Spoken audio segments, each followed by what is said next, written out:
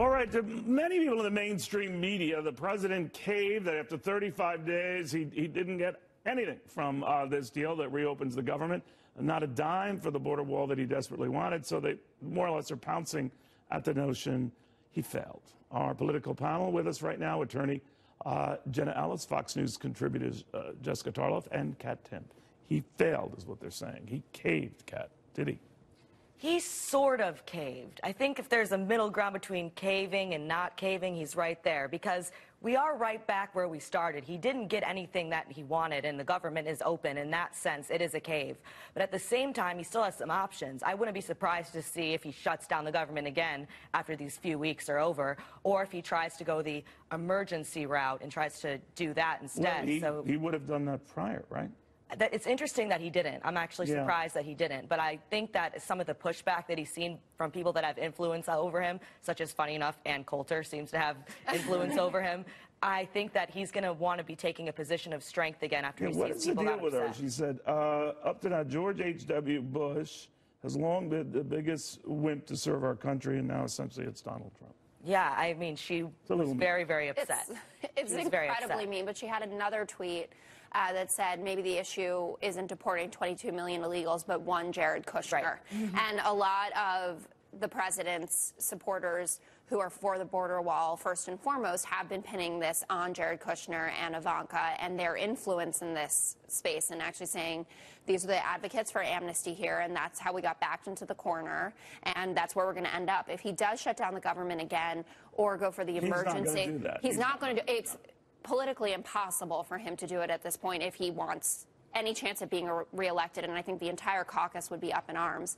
I do think also that the meeting with Mitch McConnell and Mike Pence, where Mitt Romney and a number of other senators shouting, saying, why did you do this to us? And McConnell said, oh, I didn't want to. And they said, you're the leader. You've got to sort this out. But I think we need to look at the bigger picture overall here, because this is about President Trump saying, okay, I understand that now the House is in control of the Democrats, and looking at genuinely serving conservatives and the American people. So the three key words yesterday were country over party.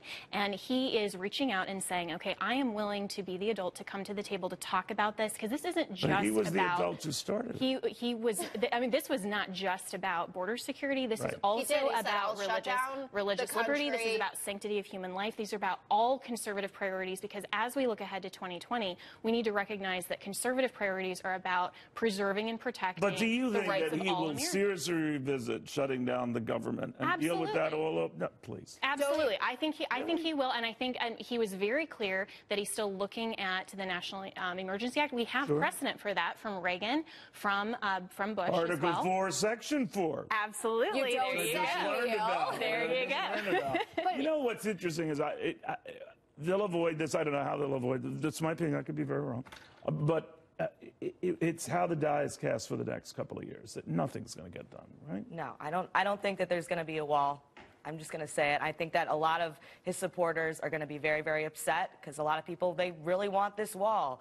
Ann Coulter and friends really, really do want this wall, but the Democrats aren't going to budge, and the Democrats have proved that they're not going to budge. But the president has budged on that notion of a wall, right? First of all, do you need it all 2,000 miles? No. Does it have to be cement? No. It could be steel slats. From your interview with Steny Hoyer, you saw that. I mean, Steny Hoyer backed off. He didn't think that a wall was immoral, like Nancy Pelosi. That was last week, and this year, and this week, I said this year because that's what this all feels like to me. And this week, he said that it could involve physical barriers. Jim Clyburn, who's incredibly powerful, has said that they're going to be working on a proposal that is a smart technology wall, something that has, you know, people and drones and extension of physical barriers. They are in more agreement on these issues. Of course they are. You know what I think, guys? It's like professional wrestling.